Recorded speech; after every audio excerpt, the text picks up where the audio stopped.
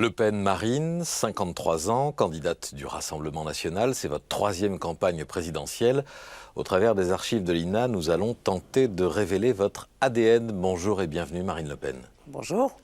Et d'abord avec votre toute première apparition à la télévision. C'est une image furtive, une archive de 73, un portrait de votre père Jean-Marie Le Pen qui vient de créer le Front National. Vous avez 5 ans. Viens, mon chien. Viens, mon gentil. Bonjour, ma belle. Oui. Les chiens, doucement. Là, ça va. Vous êtes la petite dernière avec le gros nounours dans les bras et le chandail à rayures. Et donc, pour vous, une première apparition dans un reportage politique sans que vous l'ayez souhaité. Oui, c'est vrai, on a été très vite mis devant les caméras, mais c'était l'époque, hein, c'était la grande époque, enfin le début de l'époque Reagan, de l'époque où en réalité on montrait la vie de famille, en fait. Et donc tout au long de la vie politique de mon père, on a souvent fait l'objet de reportages. Mais ça, c'est effectivement la première image, avec le chien Rambo que vous ne voyez pas, mais que vous entendez. Et dans cet appartement, qui était un appartement assez modeste, hein, du 15e arrondissement dans lequel nous vivions, et qui, plus tard, sera le logement qui explosera. Qui sera dévasté. 1993, vos vrais débuts en politique. Première campagne à 24 ans, vous êtes candidate dans le 17e arrondissement de Paris. Aujourd'hui, Marine, la Benjamine, tout aussi blonde que sa sœur, tout aussi imprégnée de civisme familial. Baptême électoral, un brin précoce peut-être. Objectivement, 24 ans, c'est une vie assez courte. Mais subjectivement, nous avons été confrontés, en qualité de fille de Jean-Marie Le Pen, à un grand nombre d'obstacles dans notre vie. Et peut-être cela nous a forgé un caractère plus combatif et nous a donné une expérience certaine du sens des choses et de la valeur des choses. 11% des voix, vous n'êtes pas élu, mais est-ce à ce moment-là que vous choisissez vraiment la politique ? Non, en réalité, d'abord cette campagne, je m'en souviens très bien, c'était l'horreur. J'étais malade comme un chien, j'avais une appendicite, j'ai été opérée un peu en urgence d'une appendicite sous-hépatique, donc j'étais pas très bien dans mes baskets. Mais non, en réalité, j'étais comme Obélix, j'étais tombé dans la marmite depuis bien longtemps. J'avais fait déjà des campagnes de mon père, j'avais suivi des campagnes municipales, j'avais suivi des campagnes à la Trinité-sur-Mer, j'avais rédigé des enveloppes pour envoyer des tracts. Enfin, je veux dire, c'était mon quotidien. Et presque, j'avais même résisté parce qu'ils souhaitaient me positionner comme candidate avant et j'avais voulu attendre d'être avocat. Je pense que j'étais déjà avocat, là, tout juste, à peine. Et donc votre choix à vous? Non, en réalité, non. J'accepte d'être candidate parce qu'ils me le demandent, mais je suis encore dans une période où, en fait, j'ai pas envie de faire de la politique. Ouais. J'ai envie de faire tout sauf de la politique. C'est pour ça que je deviens avocat. D'ailleurs, je deviens avocat parce que je ne veux pas faire de politique. La politique, pour moi, c'est l'horreur. Et je le fais parce que personne ne veut aller face à Ponce, qui faisait Bernard Ponce. 80% au premier tour ou 85% au premier tour. Et donc là, pour le coup, je rends service, mais je n'ai pas du tout décidé de faire de la politique et je n'ai surtout pas encore compris qu'en fait, j'avais le virus et qu'il finirait par me rattraper.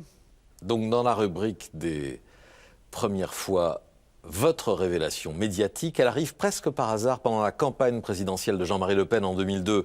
Vous restez dans l'ombre, mais le 22 mai 2002, 2 semaines après le second tour perdu face à Jacques Chirac, vous êtes envoyé au débeauté sur le plateau de France 3 pour remplacer un cadre du parti. Parce que qui a contribué à faire croire aux Français que l'intégralité des hommes politiques étaient malhonnêtes? C'est vous. Et c'est vous. Moi parce que, mais oui, bien sûr, Moi votre parti. Mais qui elle est, celle-là? Qu'est-ce que j'ai fait, moi? Le RPR, l'UDF, le PS et le PC. Vous voulez que je vous rappelle un certain nombre d'affaires? Parce que M. Alphane ne le fera plus. Il a oublié, lui, les affaires. Il a oublié la lutte contre la corruption, puisqu'il a voté pour le premier délinquant de France. Alors, la langue de bois, eh bien, cessons la langue de bois. Vous voulez construire la démocratie? La sidération et l'exaspération de Jean-Luc Mélenchon sont un spectacle inépuisable. Révélation de vos talents de débatteuse, pour vous-même aussi, ou bien vous saviez capable de tenir tête à vos adversaires? Non mais, bon, d'abord, je n'ai pas de fascination pour tous ces gens qui sont ministres, parce que j'ai pas de fascination pour le pouvoir. Donc, ils ne m'impressionnent pas du fait qu'ils ont ces responsabilités-là. J'arrive sur ce plateau, personne ne veut aller, en réalité, c'est ça, pour commenter une défaite, hein, parce que la défaite est lourde. Hein. On est au second tour de l'élection présidentielle de 2002.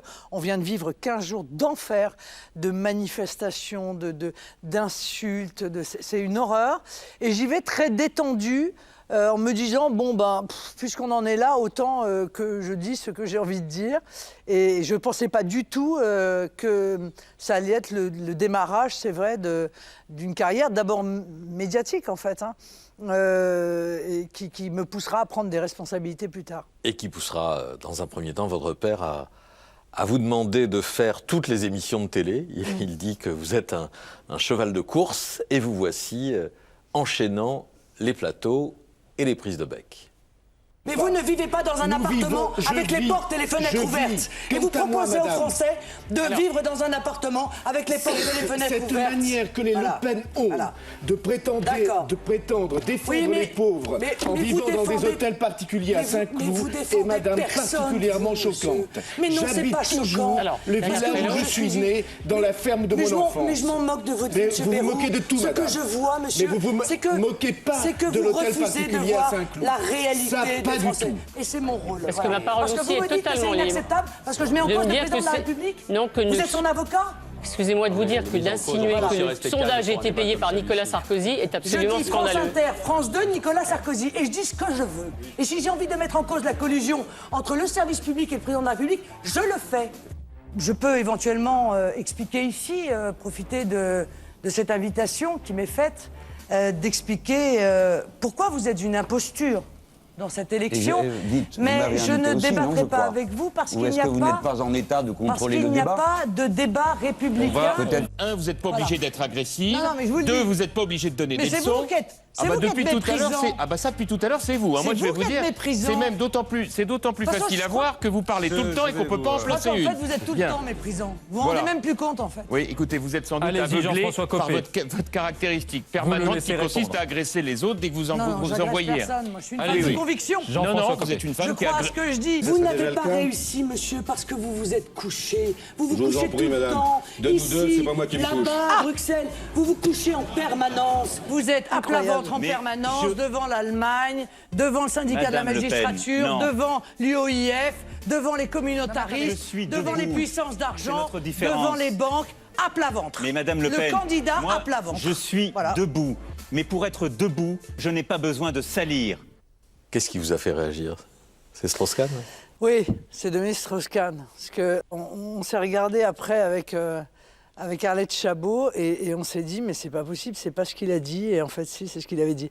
Oui, des années et des années de combat politique, c'est vrai, de prise de bec, mais cette Marine... de conviction, Cette Marine Le Pen-là, offensive et vindicative, on ne la voit plus.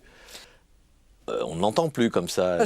Elle appartient au passé? Non, mais c'est pas ça. C'est que je pense qu'on se lasse. Moi, je me lasse je l'ai dit, je me lasse du bruit et de la fureur. C'était pas facile. C'était d'ailleurs moins facile qu'aujourd'hui, il faut être honnête. On défendait des idées qui n'étaient pas à la mode à l'époque. Elles le sont devenues depuis. Mais je pense qu'on mûrit. Voilà, je n'ai plus 30 ans, je n'en ai plus 40, j'en ai aujourd'hui 53, je suis à ma 3e campagne présidentielle. J'ai envie d'efficacité aujourd'hui, j'ai envie d'aller au fond des choses, j'ai envie d'apaisement aussi après 5 ans. De violence, je trouve, dans la société, de fracturation, de division. Et ce dont j'ai envie, je pense, c'est ce dont les Français aussi ont envie. Voilà. Revenons à présent à votre enfance et à vos racines. Le 2 novembre 1976, à 3h45 du matin, vous y avez fait allusion, une déflagration dévaste l'immeuble où vous vivez, Villa Poirier, dans le 15e arrondissement de Paris, 5 kilos d'explosifs. Cela tient plus du bombardement que du simple attentat. Et malgré cela, il n'y a eu que 6 blessés légers parmi les voisins, dont 4 enfants, c'est là le miracle. Toute une partie de l'immeuble de 5 étages dont M. Le Pen occupe le 4e s'est effondrée. 12 appartements sont dévastés. L'immeuble étant désormais condamné, une trentaine de personnes devront être relogées, dont la famille Le Pen. Et ce matin, chaque locataire s'employait avec l'aide des pompiers à récupérer un minimum d'effets personnels. L'explosion a rejeté des débris jusque sur la façade des immeubles voisins, certains étant même très éloignés. Plusieurs voitures en stationnement ont été endommagées. Alors que s'est-il passé exactement dans la mesure où vous pouvez avoir une idée précise maintenant? Formidable explosion, et alors qui nous a pratiquement jetés hors du lit. Et nous sommes sortis dans le couloir et on a vu le ciel. Alors nous avons appelé les enfants qui se trouvaient dans un appartement au-dessus, ils ont répondu. Et nous avons appelé les voisins du dessus et ils cherchaient leur bébé. Et le bébé avait été projeté du 5e étage au rez-de-chaussée.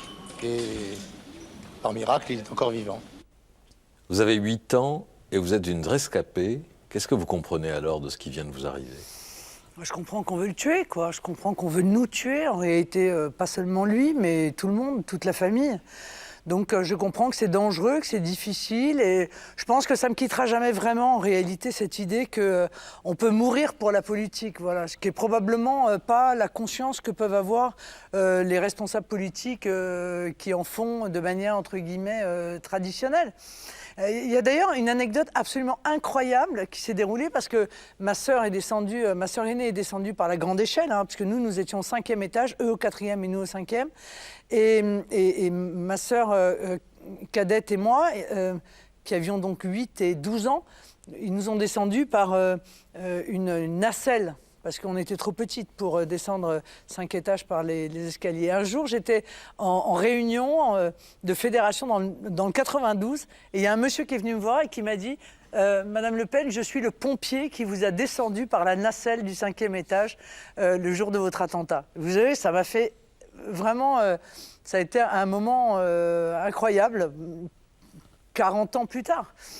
Et c'est ce qui fait que la violence fait partie, non pas de votre ADN, mais de votre environnement depuis le plus jeune âge? Oui, bien sûr. Parce que là, c'est l'attentat qui nous a touchés, évidemment, directement. On était en train de dormir, c'est arrivé en pleine nuit, ça a été très traumatisant. D'ailleurs, je pense que ma sœur, une de mes sœurs, ne s'en est totalement jamais remise, en fait. Mais c'était tout le temps comme ça. Il y avait des violences tout le temps, il y avait des attentats dans nos permanences, il y avait des manifestations qui étaient attaquées, il y avait... Donc oui, ça a été vraiment une période où... Enfin, moi, je comprenais que la politique, c'était difficile, quoi. C'était pas un chemin de rose, hein, c'était un chemin de verpilé. Et pour la ville de la Poirier, on n'a jamais su qui avait été les poseurs de bombes. En 86, à nouveau, un moment d'intimité familiale devant les caméras du journal télévisé. Vous avez 18 ans. Jean-Marie Le Pen en privé, père de 3 filles, 17, 22 et 26 ans, le président du Front National, comme beaucoup de leaders politiques passionnés, consacre plus de temps aux réunions électorales qu'à son foyer. C'est pourquoi des retrouvailles comme celle-ci sont jalousement protégées. Une chaise vide, celle de l'épouse et de la mère qui a repris sa liberté. De ce fait, les relations père-enfant se sont modifiées. Dans les familles, le papa, c'est souvent le père fouettard, celui dont on menace les enfants si jamais elles ne travaillent pas bien. Ou si elles apparemment, elles n'ont pas l'air d'avoir peur de vous. Non, je crois pas, non. C'est un type gentil, drôle, qui danse, qui aime s'amuser et qui, malheureusement, qui a beaucoup de choses à faire, donc on se voit rarement. Mon père, c'est quelqu'un dont vraiment je suis fière. Vraiment, j'en suis très fière. Je suis vraiment très heureuse de m'appeler Mademoiselle Le Pen et de plus en plus. Une fierté ou un poids, comme vous l'avez dit ensuite, ou les deux? Non, mais c'était les deux. C'était les deux. Vous savez, tous les malheurs qui me sont arrivés dans ma jeunesse, dans mon adolescence, en fait, étaient liés à la politique. Donc, j'ai associé la politique à quelque chose d'éminemment difficile. Et en même temps, j'étais très fière parce que l'agression dont nous faisions l'objet en permanence a quand même nous obligé à ressouder les liens. On se défendait les uns les autres parce qu'on était aussi attaqués les uns les autres. Et le départ de ma mère et la manière dont ça s'est passé, évidemment, n'a été rendu possible que parce que mon père était un responsable politique contre lequel, eh bien, on utilisait en fait tout, y compris sa vie privée, parce qu'à l'époque, le débat ne se posait pas de savoir si on avait le droit d'utiliser la vie privée des hommes politiques contre eux. On le faisait pour personne, sauf pour lui, quoi. Alors, vous l'avez dit, vous tentez de tourner le dos à la politique. En 91, vous obtenez un DEA de droit pénal, vous prenez la robe d'avocate, vous défendez votre père dans l'affaire Bussière, mais aussi des étrangers en situation irrégulière menacés d'expulsion comme Nourdine Hamedi. Mais qu'est-ce que tu vas faire? Qu'est-ce que tu vas faire? Toutes les 10 minutes, Nourdine appelle sa sœur du centre de rétention du Mesnil-Amelot en Seine-et-Marne. Il lui répète qu'il ne veut pas partir. Pourtant, le train doit l'emmener ce soir vers Marseille, puis ce sera le bateau pour l'Algérie. Il est sous le coup d'un arrêté d'expulsion en urgence absolue de 1971. En 71, Nourdine avait 20 ans. Oui. Incohérence avec ce que vous défendrez ensuite? Erreur de jeunesse? Absolument pas. Non, absolument pas. Vous savez, on peut très bien lutter contre l'immigration qui est un processus et en même temps considérer que les immigrés sont des personnes qui ont des droits, qui méritent d'être défendus. Et je l'ai défendu plusieurs fois d'ailleurs, Nourdine Hamedi, j'ai gagné. En réalité, il rentrait parfaitement dans les cases pour pouvoir obtenir non seulement le droit de rester, mais la nationalité française compte tenu de l'âge qu'il avait par rapport aux événements d'Algérie. Mais c'est pas le problème, j'en ai défendu d'autres. Donc il n'était pas réellement clandestin? Non, mais c'est pas le sujet. Enfin, vous savez, moi j'ai fait énormément de procédures comme ça en comparution immédiate. J'ai défendu des étrangers en situation irrégulière parce qu'ils ont des droits. Voilà, ils ont des droits, il y a des textes, ils ont le droit d'avoir des avocats. Et ça n'est pas pour ça que je ne suis pas opposé à la politique anarchique d'immigration, que je ne souhaite pas changer les règles.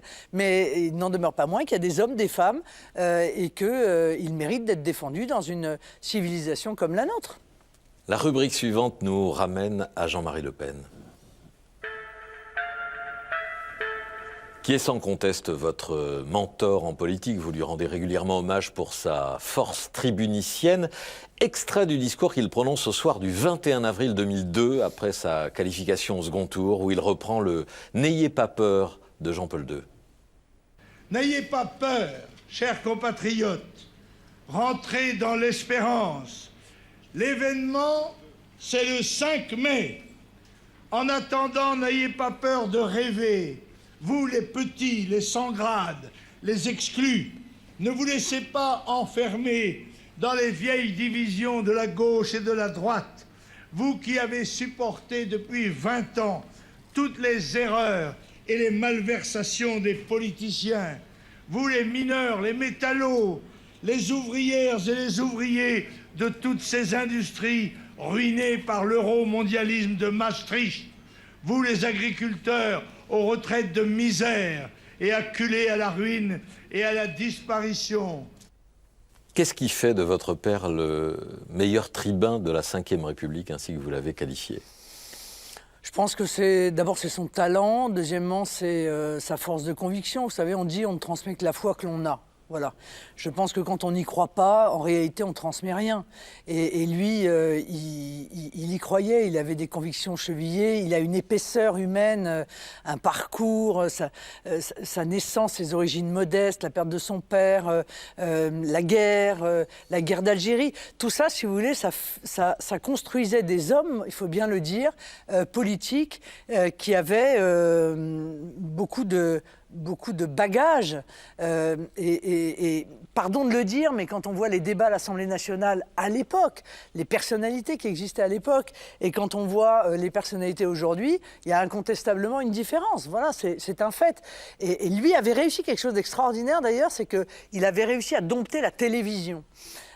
Parce que Tchik-Chevinyancourt, dont il était directeur de campagne, qui était un extraordinaire tribun, un avocat fabuleux, mais n'avait pas réussi à passer à la télévision. Il gardait ces grandes envolées qui faisaient évidemment le spectacle dans les prétoires, mais qui ne passaient pas à la télévision. Et Jean-Marie Le Pen, il a la modernité, en fait, d'être capable de s'exprimer et avec ses qualités tribuniciennes en meeting et en même temps à la télévision, ce qui n'était pas tout à fait évident à l'époque. La télévision, vous l'avez beaucoup suivi quand il était invité, on vous voit très souvent dans les archives de l'heure de vérité. C'est lui qui vous a appris la bagarre avec les journalistes, le rapport de force lors des interviews? Non, il n'apprend rien. Mon père, il ne nous apprend rien. En l'observant? Oui, voilà, c'est tout, parce qu'il n'a pas le temps. Je ne suis même pas sûr qu'il ait le goût, d'ailleurs, en réalité, pour nous apprendre quoi que ce soit. En fait, il s'est retrouvé avec 3 grandes filles. Il ne savait pas trop comment faire. Hein. Quand ma mère est partie, j'avais 16 ans. Ma sœur en avait 20 ou 21. Et la grande en avait 27. Bon, il se retrouve avec 3 filles. Il ne sait pas comment ça fonctionne, tout ça. Hein. À quelle heure on a le droit de sortir, de quoi on a besoin. Alors, il a géré comme il pouvait. Mais c'est vrai qu'on vit... On vit, on respire, on mange, on dort, on écoute, on parle politique tout le temps. Et que... Oui, c'est sûr que c'est une forme de formation continue, un peu comme les enfants de musiciens avec leurs parents musiciens ou les enfants peintres avec leurs parents peintres, quoi. Et pourtant, ce père et mentor, vous allez l'exclure du Front National, le parti qu'il a fondé et dont il a voulu retirer son propre nom. C'était en 2015. Et je dois dire que j'ai honte que la présidente du Front National porte mon nom. Et je souhaiterais d'ailleurs qu'elle le perde le plus rapidement possible. Elle peut le faire soit en se mariant avec son concubin, soit peut-être avec M. Philippot ou avec quelqu'un d'autre. Mais moi, je ne souhaite pas que la présidente du Front National s'appelle Le Pen. C'est d'une violence. Oui, il est capable d'être très violent quand il est contredit, quand il est blessé aussi, je pense. Je pense qu'il a été très blessé par cette situation. Honnêtement, il ne m'a pas tellement laissé le choix. Je ne pouvais pas faire autrement. Il était entré dans un processus de provocation à mon égard qui faisait qu'il était dans une démarche de sabotage, en fait, de ce que je souhaitais faire, de ce que les adhérents en fait, du Front National aussi me demandaient de faire, hein, parce que je leur ai proposé quelque chose, ils m'ont dit oui. Et il avait du mal à le supporter. Et quand il est blessé, il peut être terriblement brutal et terriblement violent dans les propos qu'il exprime. Mais voilà, c'est son caractère, il est comme ça, il a des qualités et il a des revers de médaille, quoi. Rancunier, très rancunier ou capable de s'adoucir avec les années? Il n'est pas rancunier. C'est pour ça qu'il a pardonné d'ailleurs à son ex-femme. Non, il n'est pas rancunier, je ne le suis pas non plus d'ailleurs. Non, c'est vraiment un des traits de caractère qu'il n'a pas. D'ailleurs, il a pardonné à tout le monde, y compris à des gens à qui il n'aurait pas dû pardonner, pour le coup, tout au long de sa carrière. Non, il n'a pas ce défaut-là. Mais c'est vrai qu'il est capable d'avoir des mots... Il sait exactement où taper pour avoir les mots les plus blessants qui soient. Après... il oublie, mais quand on est en face, il faut être capable d'oublier aussi. Moi, je sais le faire, mais d'autres probablement n'ont pas su le faire. Un dirigeant politique à présent dont vous êtes allé chercher, sinon le soutien, du moins la poignée de main et l'image, c'était pendant la campagne de 2017, Vladimir Poutine rencontré à Moscou.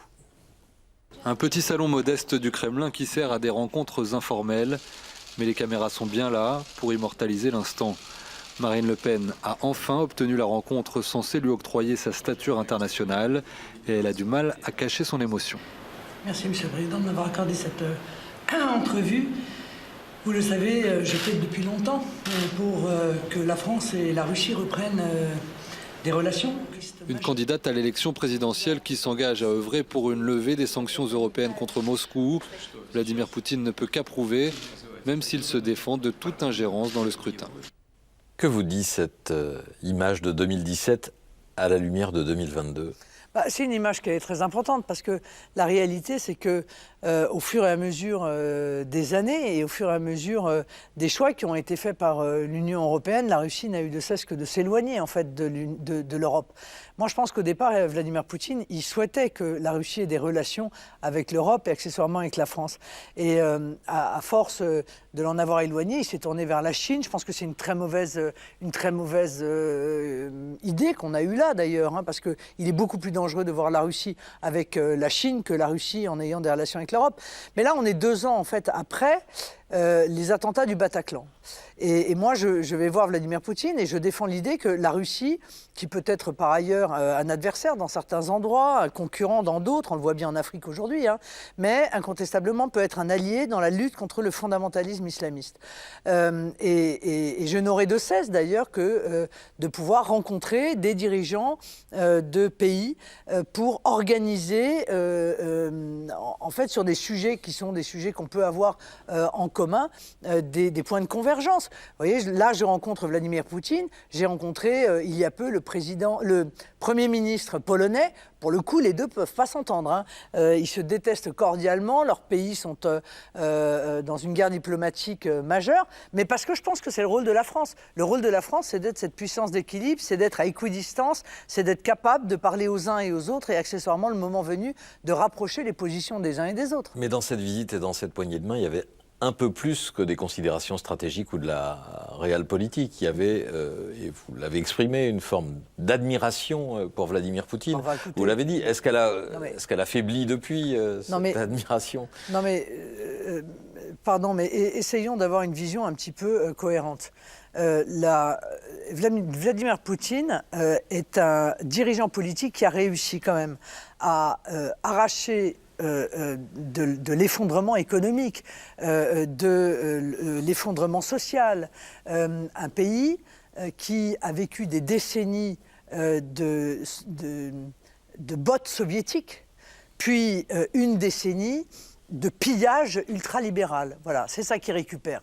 Et on peut avoir à son égard énormément de réserves, on peut s'en méfier, on peut le considérer brutal, on peut tout ce qu'on veut, mais on ne peut pas, je veux dire, traiter par le mépris le dirigeant politique qu'il est, parce qu'il a réussi à faire de la Russie à nouveau un acteur de premier plan, à nouveau un pays qui tient la route sur le plan économique. Donc moi, j'essaye d'être objective, j'essaye de ne pas être subjective, parce que quand on est dirigeant politique, on ne peut pas être subjectif. Il ne faut pas être subjectif. Il faut être très, lucide sur ce qu'il est, sur ce qu'est la Russie, mais il faut aussi être capable de comprendre pourquoi il agit comme ça, qu'est-ce qu'il a derrière la tête, qu'est-ce qu'il souhaite faire et qu'est-ce qu'il cherche à obtenir par la brutalité qu'il exprime. Maintenant, c'est sûr que ce qui s'est passé là, la guerre en Ukraine, est inadmissible, est insupportable, est, à mon avis, impardonnable, mais je pense surtout que c'est une gigantesque erreur de sa part. Rubrique suivante. 180 degrés comme le revirement que vous avez opéré sur la question de l'euro. J'ai proposé, moi, un plan concerté, organisé, planifié de sortie de l'euro, avec une initiative franco-allemande, parce que le peuple français et le peuple allemand, monsieur, excusez-moi de parler de gros mots, hein, les peuples ne veulent plus payer pour les autres. Est-ce qu'en politique, on peut assumer d'avoir fait fausse route et changer d'avis ? Alors d'abord, c'est votre biais, hein, c'est le biais que vous utilisez. La réalité, c'est que d'abord, j'ai pris conscience que les Français ne souhaitaient pas sortir de l'euro. Je veux dire, il y a un moment donné, on était trop loin. L'euro était une mauvaise monnaie, elle a été mal conçue, elle a eu des conséquences très néfastes sur notre économie, mais nous étions trop loin, au bout de 17 ans, en fait, pour que les Français arrivent encore à se projeter dans une monnaie nationale. Et puis, entre-temps, cette monnaie qui aurait dû mourir si on avait laissé les règles de l'Union européenne telles qu'elles étaient, en fait, pour ne pas mourir, l'Union européenne a complètement changé les règles. C'est-à-dire que pour que l'euro n'implose pas, ils ont fait de la création monétaire, ce qui était interdit par les traités. Ils ont fait même énormément de création monétaire. Ils ont changé les règles de Maastricht, c'est-à-dire que les critères de Maastricht ont disparu au fur et à mesure du temps. C'est vrai, mais ces réformes ont été prises après votre changement de doctrine. Vous avez changé à l'été 2017. Non, pardon, la création monétaire, c'était antérieur à 2017. Désolé d'être en désaccord avec vous, mais vous le ferez confirmer, c'était avant 2017. Donc voilà, donc si vous voulez, le fait que les règles aient changé, que les Français ne souhaitent pas, nous demandaient de faire ce que nous avions à faire, mais dans le cadre de l'euro. Et que de surcroît, nous avions trouvé des alliés pour pouvoir opérer une modification du fonctionnement de l'Union européenne, de l'intérieur de l'Union européenne, eh bien, tout cela nous a poussé effectivement en 2017, après l'élection présidentielle, à abandonner le référendum, parce qu'en fait, au départ, c'était un référendum que nous souhaitions mettre en œuvre sur la sortie de l'Europe et de l'euro.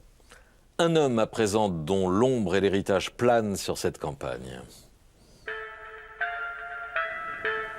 Face à De Gaulle, mais quel De Gaulle? Nous avons choisi pour vous celui de la guerre d'Algérie, janvier 1960, après la semaine des barricades à Alger menées par les partisans de l'Algérie française. Le général ne lâche rien aux insurgés et réaffirme le principe d'autodétermination pour l'Algérie. Dans la nuit d'Alger, ce soir de vendredi, tout le monde attend, aux barricades comme dans les postes de garde. Insurgés et militaires, tout le monde attend d'une même attente le discours que va prononcer le général de Gaulle. Et De Gaulle parle. J'ai pris au nom de la France la décision que voici.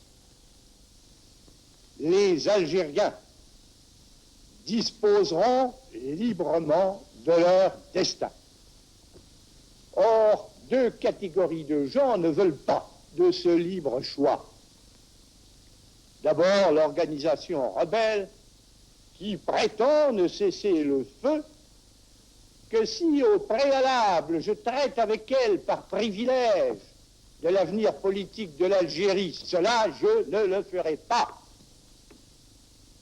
D'autre part, certains Français de souche exigent que je renonce à l'autodétermination, que je dise que tout est fait, que le sort des Algériens est d'ores et déjà décidé. Cela non plus, je ne le ferai pas. De Gaulle qui, d'une certaine façon, rompt définitivement avec les Français d'Algérie et avec ceux qui lui faisaient confiance et qui avaient contribué à le ramener au pouvoir. Que vous inspire-t-il? En réalité, vous me montrez un des seuls actes, une des seules décisions en fait, du général de Gaulle avec lesquelles je suis profondément en désaccord, parce que pour tout le reste, la vision qu'il a de la France, la vision qu'il a du monde, la vision de l'indépendance nécessaire, même la vision de l'Europe qu'il défendait, tout ça me va plutôt bien. Mais là, il commet un abandon, une trahison. Je pense que le terme est quand même relativement juste, puisqu'il avait suivi cette trahison, elle a suivi des déclarations qui étaient des déclarations auxquelles les Français d'Algérie ont cru. Et puis surtout, il commettra après un abandon des harkis dans des conditions qui reste quand même une tâche sur son parcours, quoi qu'on en dise. Encore aujourd'hui, on parle de réparer, je veux dire, cette épouvantable faute qui a consisté à mettre les harkis qui avaient versé leur sang, qui avaient choisi la France, dans des camps, les y laisser mourir, sans même scolariser les enfants. Enfin, ça n'a pas été joli, et ça a laissé des cicatrices chez beaucoup de Français qui ont dû partir du jour au lendemain, en laissant tout derrière eux, leur vie, leur commerce, leur logement. Enfin, ce sont des cicatrices, quand vous parlez avec eux, je vous assure, ça vous tire les larmes, objectivement. Voilà, bon, c'est comme ça, dans le parcours d'un homme politique, il y a parfois 99% de choses auxquelles vous pouvez adhérer, et puis il y a 1%, mais ce 1%, il est quand même un peu fondamental. Séquence suivante. Alors, 0 pointé pour ce qui ressemble à un dérapage, vous nous direz. Vous êtes en campagne, nous sommes en 2012 et vous avez un accrochage avec un militant de Jean-Luc Mélenchon. C'est que si on ne prépare pas le retour au gouvernement. Ah merci. Non mais c'est très gentil, merci. Vous confirmez ce que je dis en permanence. C'est sincère, madame. Vous l'avez gagné la voiture au loto ou vous l'avez gagné avec votre travail? À chaque fois que des types crient Vive Mélenchon, ce sont des Français d'origine maghrébine, à chaque fois. Si un Maghrébin est au volant d'une belle voiture, c'est donc qu'il l'a gagné au loto? Non, mais celui-là, je le connaissais bien, parce que c'est un type d'Hénin, ça. Vous savez, dans les petites villes comme ça, tout le monde se connaît. Et c'est vrai que Jean-Luc Mélenchon a complètement abandonné les principes qui étaient les siens, de défense de la République, de la laïcité, parce qu'il est allé draguer, voilà, je ne sais pas comment dire autre chose, draguer un électorat d'origine maghrébine, qui fait que quelques années plus tard, c'est-à-dire aujourd'hui, il est le défenseur de l'islamisme, il est le contempteur de la laïcité, il accepte tous les accommodements scandaleux avec les règles de la République, il supporte le voile, enfin, je veux dire tout, il a complètement changé, complètement changé. Une Madeleine. Alors je ne sais pas si on a visé juste, si elle figure dans votre panthéon, on a choisi pour vous une grande voix féminine.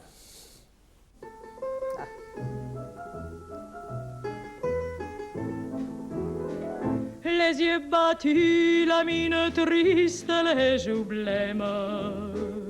Tu ne dors plus, tu n'es que l'ombre de toi-même. Seul dans la rue, tu rôdes comme une âme en peine.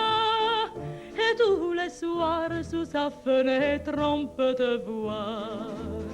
Je sais bien que tu l'adores et qu'elle a de jolis yeux, mais tu es trop jeune encore pour jouer les amoureux. E gratta, gratta sul tuo mandolino, mon petit bambino. Ta musique est plus jolie que tout le ciel de l'Italie. E canta, canta de ta voix câline, mon petit bambino. Tu peux chanter tant que tu veux, elle ne te prend pas au sérieux. Ah oui, à mon panthéon, mais sans aucune difficulté, tout en haut, une femme extraordinaire, une artiste, une voix, une beauté, une intelligence. Qu'est-ce qui vous touche? Tout. Tout. D'abord son talent, sa solitude, c'était une femme très malheureuse, terriblement malheureuse, qui a tant perdu toute sa vie, enfin je veux dire, qui n'a vraiment pas eu de chance. Et en même temps, elle a eu beaucoup d'amis, elle a été très aimée. Vraiment, c'est au-delà, je veux dire, du talent incroyable. Elle m'a toujours touchée. À chaque fois qu'il y a un film sur elle, d'ailleurs, je vais voir. J'en sors en général en pleurant parce que je trouve que cette vie est tragique, quoi. Elle a eu une vie tragique. Voilà, tragique. Une archive que nous montrons à tous les candidats, celle de l'alerte verte. 1974, vous aviez 6 ans, première campagne présidentielle de votre père, et aussi celle d'un drôle de candidat en pull au vert rouge. Et vous savez ce qui va se passer? Eh bien, nous allons bientôt manquer de l'eau.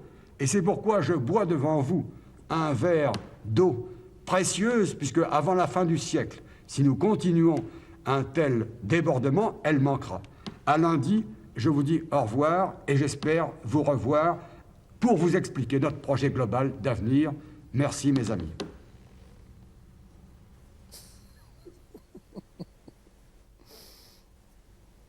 Il n'avait pas complètement tort, hein, notez. Hein.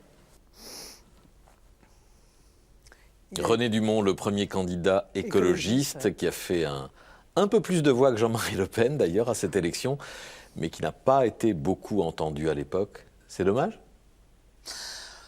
Oui, enfin, c'est dommage. La réalité, c'est que c'est le modèle économique qui a été développé plus tard, qui est le vrai modèle qui tue notre planète. C'est le modèle ultralibéral, c'est le modèle fondé sur le libre-échange, sur le moins-disant social, sur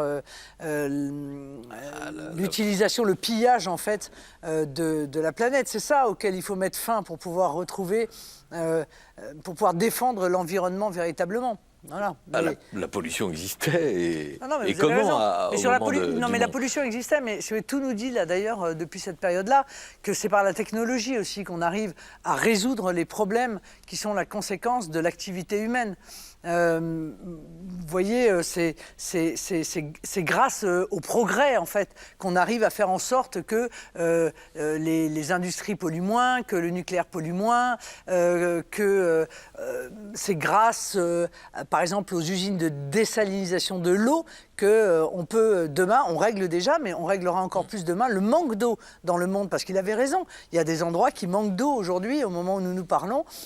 Et donc moi, je crois beaucoup au progrès. Je veux dire, je ne pense pas que les choses soient fixes et qu'il faille faire indéfiniment, siècle après siècle, avec les éléments technologiques que nous avons. Non, on va trouver, on découvre des choses tous les jours pour pouvoir améliorer la situation. Mais il n'en demeure pas moins que le modèle économique, lui, si on continue à le choisir, au lieu du localisme, au lieu de la proximité, eh bien, on finira par mal vivre. C'est pas tellement la planète qui souffre, ce sont les hommes qui souffrent. Donc en fait. vous n'êtes pas écologiste canal historique, on l'a bien compris en vous écoutant. Oui, Jean-Marie Le Pen parlait de l'écologie comme la nouvelle religion des bobos-gogos. Ça a longtemps été une expression dans le parti. Oui, bon, non, mais c'est pas ça. Non, moi je suis plutôt attaché à ces problématiques écologistes, mais j'essaye de les regarder par le vrai bout de la lorgnette, pas par le mauvais bout de la lorgnette. Vous voyez ? Une rencontre pour finir. C'est une parole trouvée parmi les trésors de l'INA, celle de l'écrivain René Barjavel, une archive de 1957 dans l'émission Présence protestante, le thème « Qui est Judas ?» Pour vous, qui est Judas? Pour moi, ça ne fait pas de doute. Judas, c'est vous, c'est moi, c'est n'importe lequel des auditeurs qui nous écoutent et qui nous regardent en ce moment, c'est chaque chrétien, c'est chaque homme. Parce que si on s'écarte justement des limites du fait divers, des limites temporelles de la passion, Judas prend une signification universelle. Regardez ce qui lui arrive. Jésus lui donne le pain et il trahit Jésus en faisant semblant de l'aimer. Il vend celui qu'il aime pour 30 deniers. Quel est celui de nous, sincèrement, qui ne se reconnaîtrait pas là-dedans? Et je crois que si Judas est chacun de nous, il est aussi nous tous. Avez-vous connu des Judas, Marine Le Pen? Et avez-vous pour eux autant d'empathie et de compréhension que Barjavel? Je pourrais faire plusieurs équipes de foot, ouais, avec les Judas que j'ai rencontrés. Bon, c'est normal qu'ils fassent preuve comme ça, qu'ils pardonnent. Il faut réussir à pardonner, mais... Et vous? Mais c'est ça... Non, il y en a quand même à qui je ne pardonnerai pas. Parce que, vous voyez, j'ai beaucoup de... J'arrive à pardonner la faiblesse d'âme. Vous voyez, la faiblesse, avoir peur, craindre pour soi, craindre pour sa famille, ne pas avoir la force, le courage. Je peux pardonner ça. Ce que je ne pardonne pas, c'est la duplicité. Ce que je ne pardonne pas, c'est celui qui, justement, vous regarde dans les yeux, vous dit « tu peux compter sur moi, il n'y a aucun problème », et pendant qu'il vous dit ça, il est déjà en train de vous trahir. Ça, j'ai vraiment énormément de mal à pardonner ça. Bon. C'est la politique, paraît-il. Au terme de ce voyage dans les archives de l'INA, y a-t-il un morceau essentiel de votre ADN, Marine Le Pen, que nous avons manqué? Non, ou si ce n'est tout ce qui concerne ma vie privée, parce que tout ça, c'est la femme politique, c'est la femme publique, mais je n'en suis pas moins femme. Et je pense que bien souvent, les gens oublient cela. C'est que derrière, nous sommes des hommes, des femmes, avec nos tristesses, avec nos faiblesses, avec nos souffrances, avec nos doutes aussi, de temps en temps. Et c'est aussi ce que j'essaye de faire comprendre dans cette campagne présidentielle, c'est qu'on ne vote pas seulement pour un projet, on vote aussi pour une personnalité, et c'est la personnalité qui a forgé le parcours, qui est aussi celle qui demain sera amenée à prendre des décisions. Merci Marine Le Pen. Merci à vous.